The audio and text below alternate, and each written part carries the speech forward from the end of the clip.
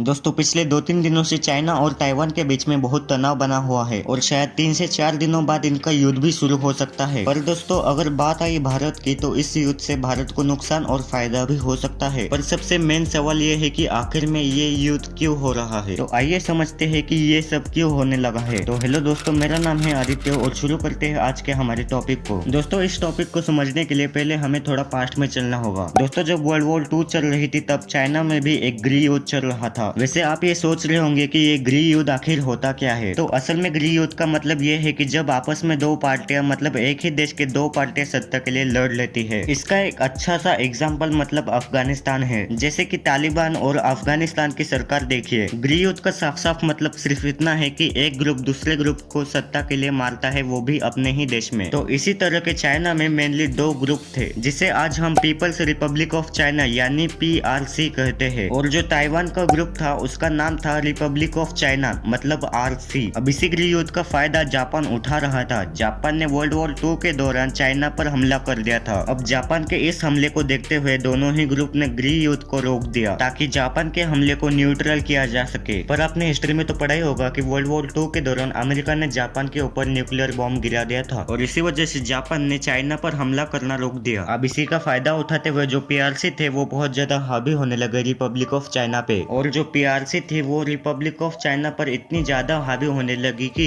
जो Republic of China के जो लीडर थे वो उनके कुछ समर्थकों के साथ साथ ताइवान नाम के एक आइलैंड पर चले गए। जो रिपब्लिक ऑफ चाइना थे वो कहने लगे कि ये जो PRC ने कब्जा किया हुआ इलाका है वो हमारा है। दोस्तों ये गृह युद्ध 1949 तक चलता रहा और इसी के बीच में चाइना ने लाया वन चाइना पॉलिसी। दोस्तों वन चाइना पॉलिसी का मतलब ये है कि जो PRC है मतलब पीपल्स रिपब्लिक ऑफ चाइना उसको ही रियल चाइना मानेंगे और ये जो रिपब्लिक ऑफ चाइना है उसे नहीं मानेंगे। इस पॉलिसी को भारत ने भी फॉलो किया है और अमेरिका ने भी, लेकिन वो कहते हैं कि ताइवान को भी मानव अधिकार है। अब इसी सिलसिले में जो ताइवान था वो धीरे धीरे डेवलप करता रहा और चाइना का ये जो एरिया है वो भी बहुत डेवलप्ड है। अब ताइवान के इस डेवलपमेंट में सबसे बड़ी डेवलपमेंट थी सेमीकंडक्टर की, मतलब सिलिकॉन एक सेमीकंडक्टर है। दोस्तों माइक, कैमरा, टीवी और बहुत सी ऐसी चीजें हैं जहाँ पर ज्यादा करंट की जरूरत नहीं होती और इसी में ये सिलिकॉन काम आता है। आपने इसको ATM कार्ड या फिर सिम कार्ड में तो देखा ही होगा। अब इसी सिलिकॉन के मामले में ताइवान ने पूरी दुनिया को पीछे छोड़ दिया है। ताइवान की जो कंपनी है TSMC पूरी दुनिया का 60% सेमीकंडक्टर प्रोड्यूस करती है। अब यही एक वजह है कि अमेरिका ताइवान को बचाना चाहता है। अगर ताइवान गया तो मतलब 60% सेमीकंडक्टर का मार्केट भी चाइना के पास गया, इसलिए ताइवान को पूरी दुनिया बचाना चाहती है। अब इसी में एक बड़ी प्रॉब्लम तब हुई जब अमेरिका के संसद के स्पीकर नैन्सी पेलोसी ने कहा कि हम ताइवान की यात्रा करेंगे। इस पर ही चाइना ने बयान दिया है कि अमेरिका ने वन चाइना पॉलिसी पर साइन किया हुआ है। फिर अमेरिका चाइना के बीच में क्यों आ रहा है। नैन्सी पेलोसी का ताइवान में स्वागत होता है पर तभी जो चाइना है वो भड़क जाता है और ताइवान के चारों ओर अपना नोवेल लगाकर बॉम्ब गिराता है। और जो चाइना के टारगेट एरियाज थे वो भी कहाँ पे है आप देख ही सकते हो। इस टारगेट से ताइवान के लोग भी घबरा गए होंगे। दोस्तों अगर चाइना ताइवान पर कब्जा करता है तो इससे भारत को ही नहीं पूरी दुनिया को नुकसान हो सकता है, क्योंकि सेमीकंडक्टर का मार्केट चाइना कभी भी बंद या फिर चालू कर सकता है। और इसकी दूसरी ओर अगर भारत तो इसका फायदा उठाते हुए जो 5 फिंगर्स है वहाँ पे आर्मी को भेजना चाहिए। अगर भारत ये कर देता है तो चाइना को भी दिक्कतों का सामना करना पड़ेगा, क्योंकि चाइना दोनों देशों को एक साथ संभाल नहीं सकता। तो दोस्तों आज के लिए बस इतना है, मिलते हैं किसी और वीडियो में, तब तक ऐसे ही नॉलेज लेते रहिए।